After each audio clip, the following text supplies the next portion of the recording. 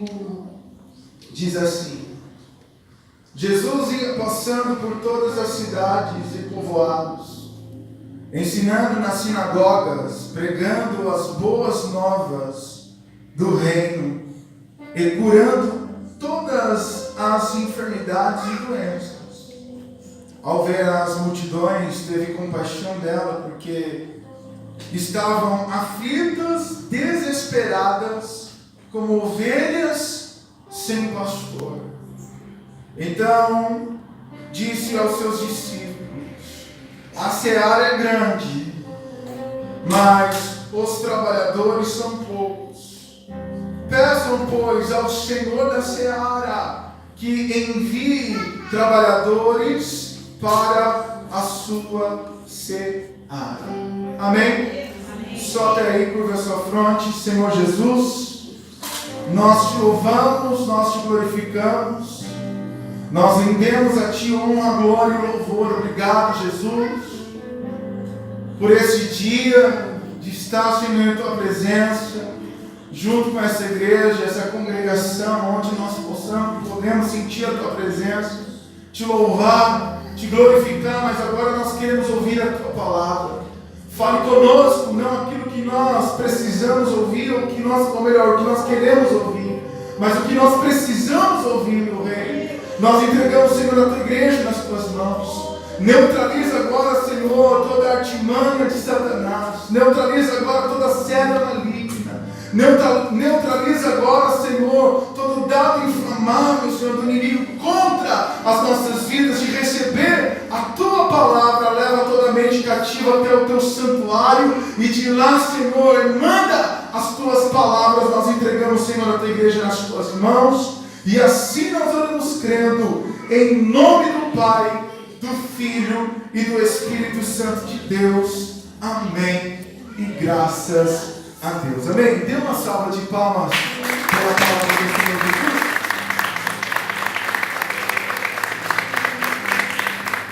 Aleluia. A colheita é grande, irmãos. Amém. A seara é grande, mas os trabalhadores são poucos. Era isso que Jesus estava dizendo aos seus discípulos.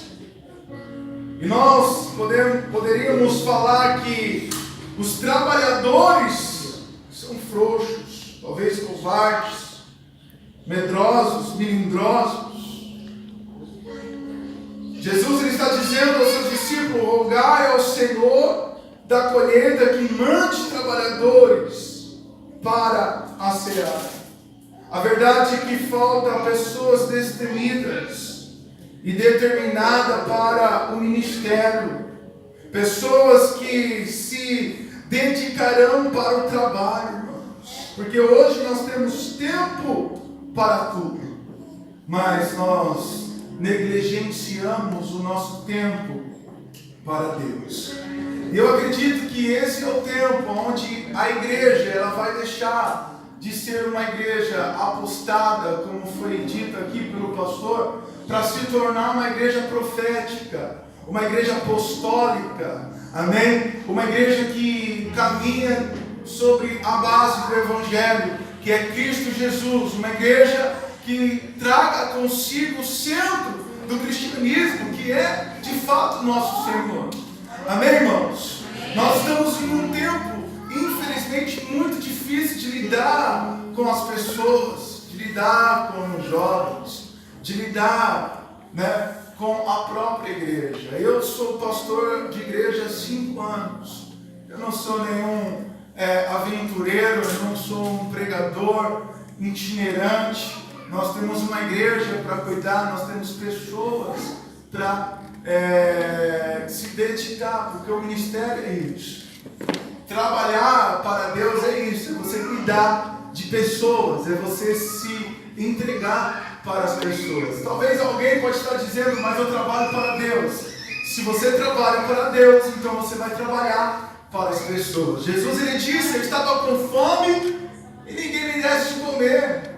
Eu estava com sede, ninguém me desse água para beber. Estava nu, ninguém fosse me vestir. Estava preso, ninguém fosse me visitar. E perguntaram: para Jesus, mas quando que o Senhor estava assim? E ele responde, quando não fizestes a qualquer um desses necessitados. A verdade, o trabalho no ministério, irmãos, é para servir pessoas. Você ama a Deus se você amar o seu próximo. Foi isso que João declara. Ele declara que ninguém ama a Deus se não amar o seu próximo. Como que você pode dizer que ama a Deus se você não consegue amar o irmão que você vê, que está ao seu lado? E nós tivemos aqui um grande testemunho de perdão.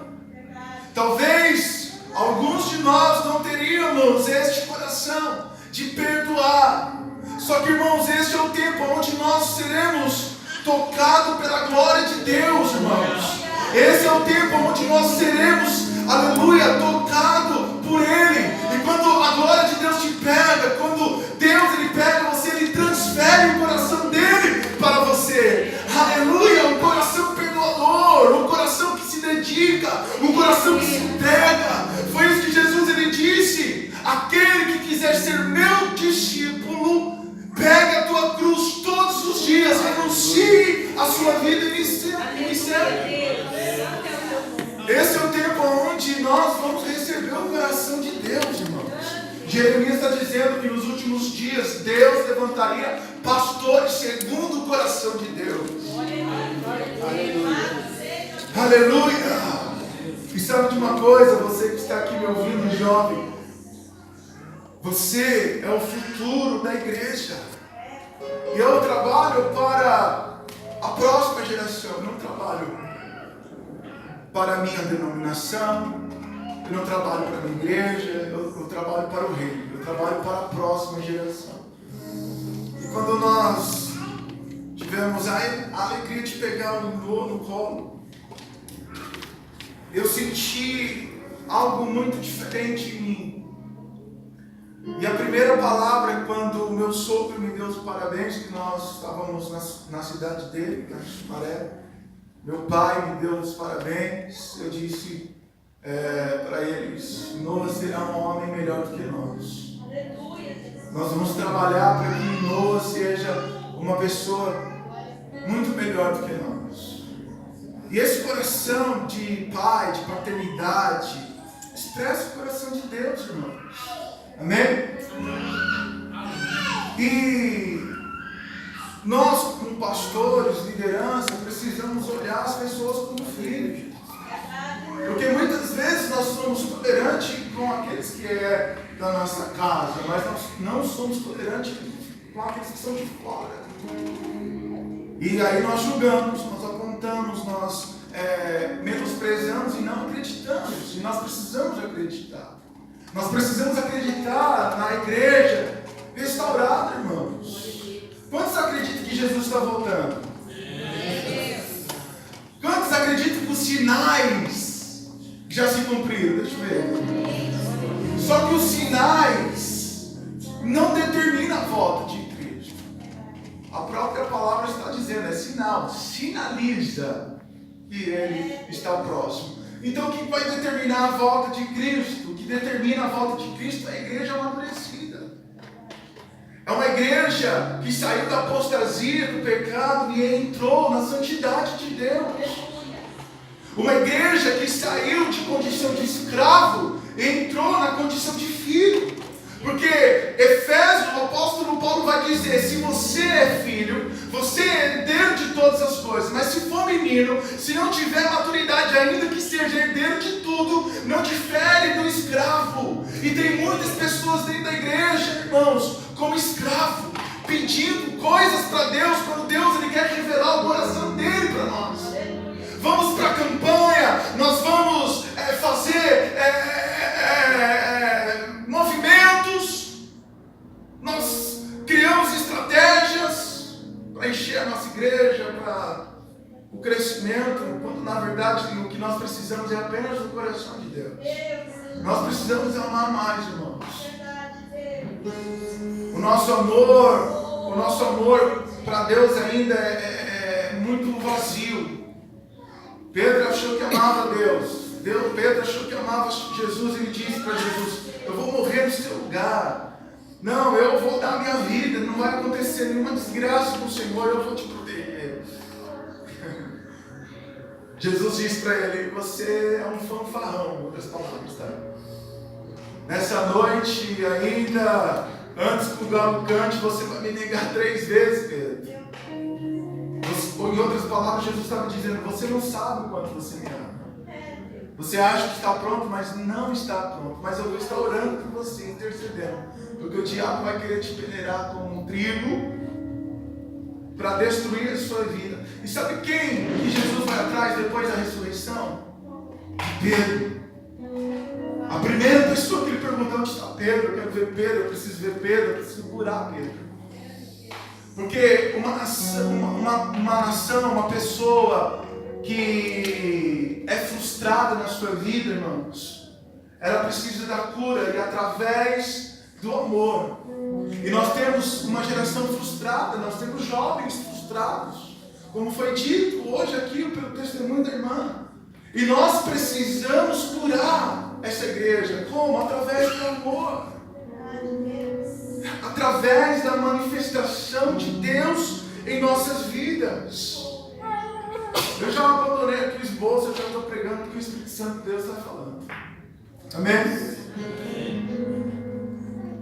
Nós precisamos restaurar o nosso serviço. Porque o apóstolo Paulo, ele declara lá em Coríntios, se eu não me engano, no capítulo 13. Se eu estiver errado, depois você me corrige. Ainda se eu tiver o dom da profecia, nada me adianta se eu não tiver o amor.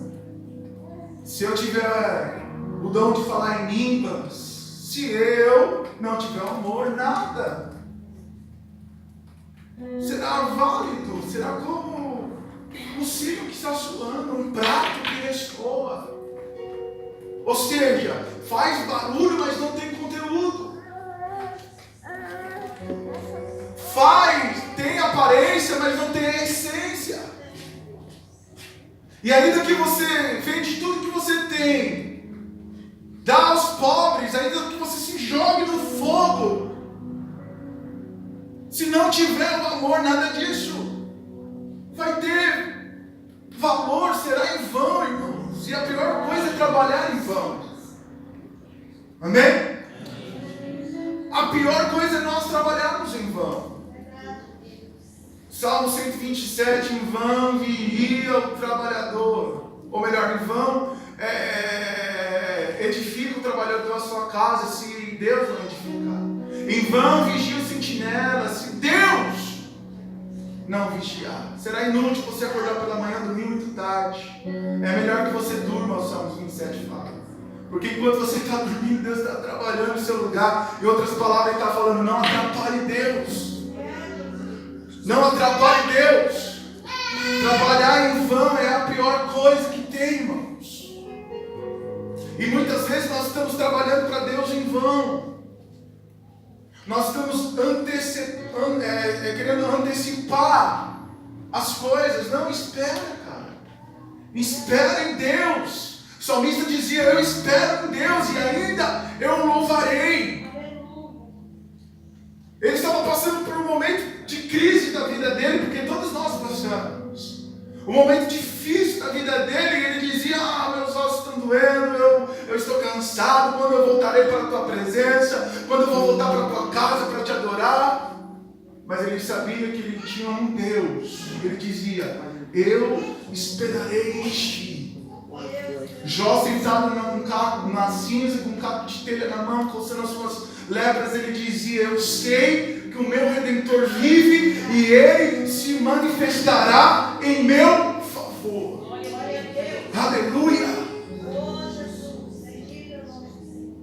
Nós hoje precisamos voltar à essência, irmãos. Nós precisamos voltar e restaurar o nosso trabalho, o nosso serviço. Aqui nessa passagem ao qual nós lemos, nós vemos Jesus, ele fluindo nos 5 ministérios. Nos 5 ministérios, Jesus ele estava fluindo. Jesus,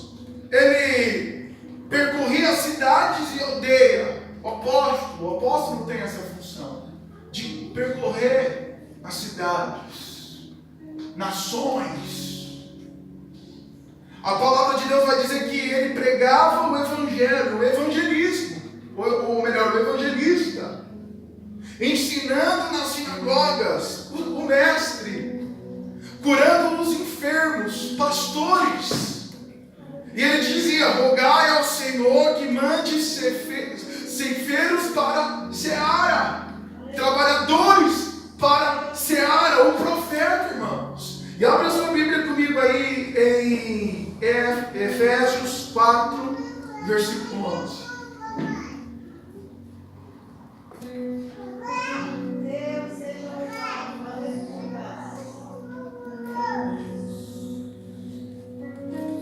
Efésios 4, versículo 11. Quem achou que diga glória a Deus. Glória a Deus.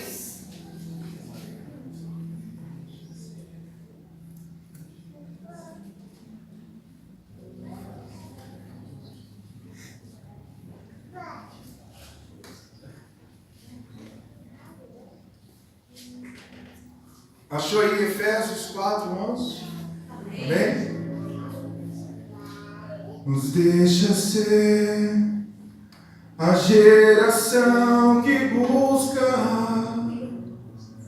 a tua face mais que a própria vida. Nos deixa ser a geração que busca a tua face mais que a própria vida. Sem ti não irei, sem ti não irei. Não nos deixe sem tua presença.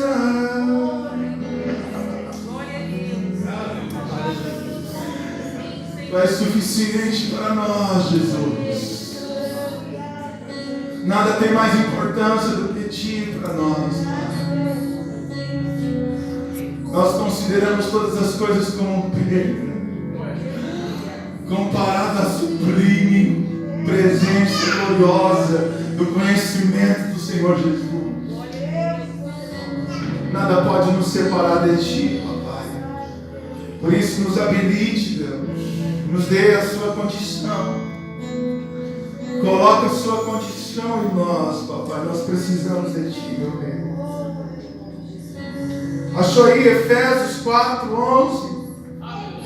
Diz assim: e ele designou alguns para apóstolos, outros para profetas, outros para evangelistas, outros para pastores e mestres. Versículo 12: com o fim de preparar os santos para a obra do ministério, para que o corpo de Cristo seja edificado. O versículo 13: até que todos alcancemos a unidade da fé, do conhecimento do Filho de Deus, e cheguemos à maturidade, atingindo a medida plena de Cristo. E o versículo 14 diz: o propósito é que não sejamos mais como crianças, levados de um lado para o outro pelas ondas, nem jogados para cá e para lá por todo o vento de doutrina, e pela astúcia e esperteza de homens que induzem ao erro. Aleluia! A minha pergunta para você hoje é: em qual ministério você tem se encaixado? Porque talvez alguém pode dizer assim: o meu ministério é louvar. Não é isso que eu vi aqui na Bíblia. O meu ministério é tocar. Não é isso aqui que eu estou vendo na Bíblia. Nós temos 5 ministérios, irmãos. 5. O meu ministério é dançar. Não estou anulando nada disso. Isso é muito importante, é profético para nós. Agora, nós precisamos nos encaixar em um desses ministérios. Apostólico. Pastor, mas apóstolo era só no tempo de Jesus. Se fosse só no tempo de Jesus, O apóstolo Paulo não falava aqui na sua carta que ele separou alguns para apóstolos. Se foi só os 12, se fosse só para os 12, lá em Apocalipse, quando Deus está falando para a igreja de Éfeso, está dizendo para ela: você tem colocado à prova os apóstolos, significa que é um ministério que Deus ele precisa habilitar em nós, através do seu Espírito. Eu acredito que alguns de nós vamos para outras nações, irmãos, levar a palavra de Deus. Sim, eu acredito nos missionários ainda, eu acredito nesse tempo, que a igreja, ela... E eu profetizo isso aqui, nesta igreja. Amém? Jovens que vão deixar a sua vida, que vão renunciar, talvez, sonhos, para viver os sonhos de Deus. Eu acredito nesse ciclo ministério, irmãos, de pastores. Amém? Eu quando ia na igreja, quando eu era pequeno, minha mãe nos levava para a igreja e eu tinha um desejo de ser pastor, eu queria ser. Né? Só que, será que esse desejo ainda está no coração das pessoas, dos jovens?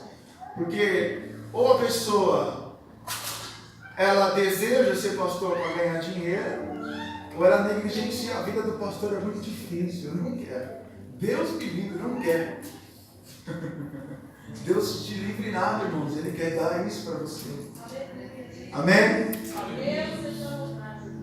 Mestres, são pessoas que vão se tornar pessoas capazes, instruídas, vão desejar estudar para ensinar a outras pessoas.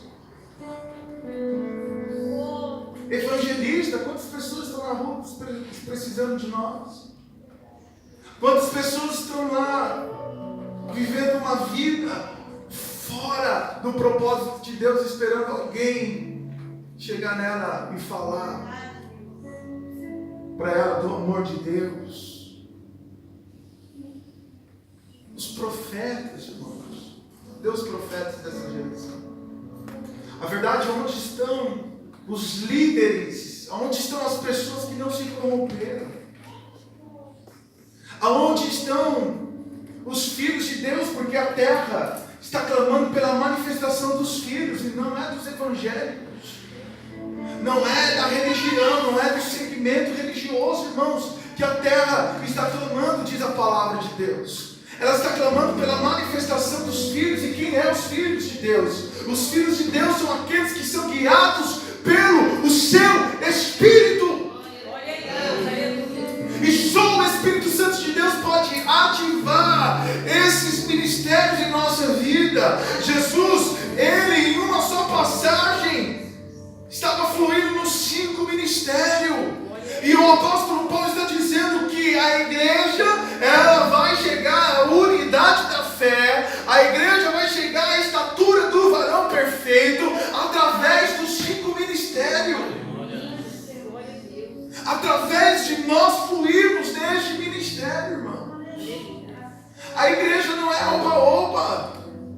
A igreja não é um ponto de encontro ocasional com Deus. Não, irmãos, nós precisamos ser apaixonados por Ele. A igreja não é um lugar onde nós frequentamos para ver os nossos amigos. Não. Sabe o que Davi dizia no Salmo 24, se eu não me engano? Ele dizia, ou 27, ele dizia: uma só coisa necessária e eu a buscarei, aleluia, de estar na sua casa todos os dias, para contemplar a sua formosura e aprender com Ele no seu tempo. Uma só coisa buscarei. Só que significa que ele tinha prioridade. Ele colocava a Deus como prioridade. E ele define essa prioridade: uma coisa só necessária e eu a buscarei, de estar na casa dele. E essa casa, não estou falando das 4 paredes, porque na verdade Deus, ele não habita em templos construídos pelas mãos dos homens.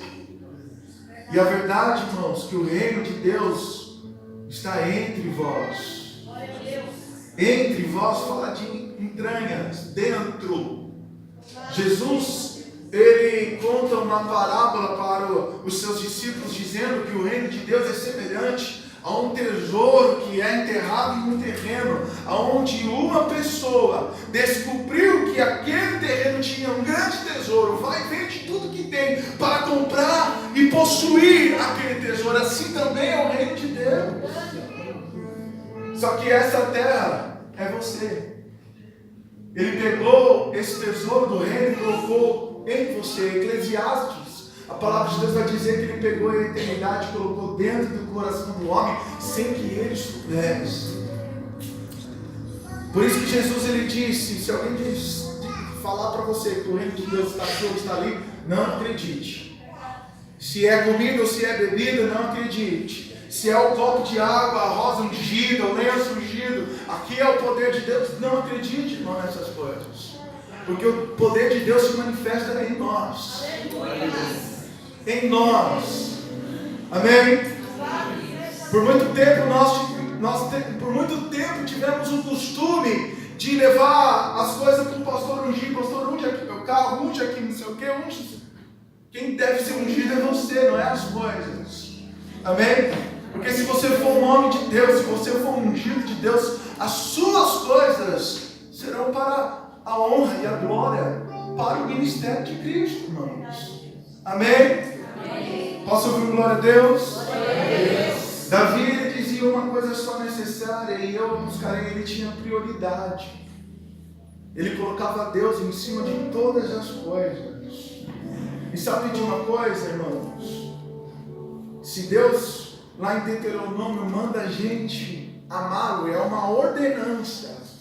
Ele fala: hoje eu te ordeno que me ame de todo o coração, com toda a tua alma e com toda a sua força. É uma ordenança, não é um pedido. Eu estou pedindo para você me amar. E eu imaginava que amor deveria ser voluntário, né? Precisa ser voluntário, tem que ser algo do coração, não é? Não, irmãos. Deus está dando uma ordenança para nós. Ame. Sabe por quê? Porque todo homem, toda pessoa, ela tem a carência de amar. Ela tem a carência de se relacionar com outra pessoa. Ou com qualquer outro ser. Por isso que Deus diz: ame, me ame. Porque se você amar a Deus, cara, você vai se tornar parecido com Ele. Se você adora o dinheiro, você vai se tornar uma pessoa avarenta. Se você adora coisas, você vai se tornar um idólatra. E você vai se tornar parecido com aquilo que você adora. Por isso que, se eu não me engano, eu acho que é Salmos... Eu preciso parar com essa mania de falar, não me engano, né, irmãos? Mas o salmista, 118 ou 19, vai dizer que aquilo que adora a imagem é semelhante à imagem que está sendo adorada. Ou seja, nada, pó, terra, madeira, pau, gesso. Ou seja, você se torna parecido com aquilo que você adora. Por isso que Deus pede para nós amarmos a Ele. E essa busca tem que ser de todo o coração, irmãos. Me buscareis e me achareis quando me buscareis de todo o vosso. Tem que ser tudo de você. Deus não quer pouco, Deus não quer muito. Deus, Ele quer tudo de você, jovem. Ele quer reparar tudo na sua vida. Na verdade, nós precisamos voltar atrás, irmãos. Voltar lá no início.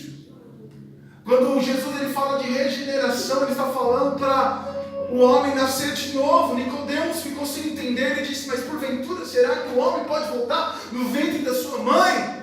E Jesus disse: se eu falo das coisas da terra que você não entende, imagina as coisas do céu, espirituais. Nicodemos, cabeção, abre o seu entendimento. Eu estou falando de nascer nas águas e no Espírito. Ou seja, nós precisamos voltar no início. E onde é o nosso início? É lá no coração de Deus, irmãos. Efésios, a palavra de Deus vai dizer que Ele nos elegeu nele antes da fundação do mundo. A sua origem está em Deus. Você iniciou no coração de Deus. Não foi quando você nasceu, não. Foi até antes de Deus criar a terra. Ele já elegeu você no coração dele. Ele já tinha te planejado. Ele já tinha te preparado. Nada é um acidente. Amém? Nada é um acidente. É Deus que dá a vida, irmãos. E Ele também é Ele que tira. Aleluia. Agora escute. Davi dizia que queria morar na casa de Deus todos os dias. Mas ele já não tinha a tenda, ele já não tinha espaço para adorar a Deus, porque Davi, ele não levava a presença de Deus, ou melhor, ele sabia que a presença de Deus não estava apenas lá na tenda ou no tabernáculo. Não, ele sabia que a presença de Deus estava sobre ele. Quando ele declarava, eu quero estar na tua casa todos os dias, na verdade ele estava dizendo, eu quero te encontrar dentro de mim todos os dias. Porque Deus, ele deve ser encontrado em você, irmãos, e não fora de você. Alguns de nós talvez procuramos Deus em alguns lugares, em algumas igrejas, em algumas religiões. E fomos batendo cabeça, né, irmãos? Até descobrir que Deus, ele se manifesta dentro de nós. E essa manifestação, irmãos, deve gerar restauração nos nossos dias. Porque se nós fluirmos em Deus, nós vamos tocar em pessoas. Amém? Nós vamos tocar em vidas. E como que nós vamos tocar nas pessoas? Como que nós vamos tocar em um povo incrédulo? Como nós vamos tocar em uma nação que não acredita em Deus? Pior, não acredita nem mais nos pastores. Hoje nós estamos vivendo em um tempo onde o pastor não tem mais crédito. Esses dias, para quem não sabe, às vezes o pastor fora do horário, né, da igreja, do trabalho que eu tenho na igreja, eu faço Uber, né, eu não tenho salário da igreja, eu decidi não ser um peso para a igreja. Então eu vou trabalhar, eu sou novo, eu tenho, né, forças, eu tenho vigor, então eu vou trabalhar. E aí eu peguei um cliente esses dias e ele falou para mim, você só faz Uber? Eu falei, não, né, sempre é a minha deixa. Eu sou pastor e tenho uma igreja para cuidar. E aí ele disse para mim, olha, não me leva a mal, mas a classe que tem menos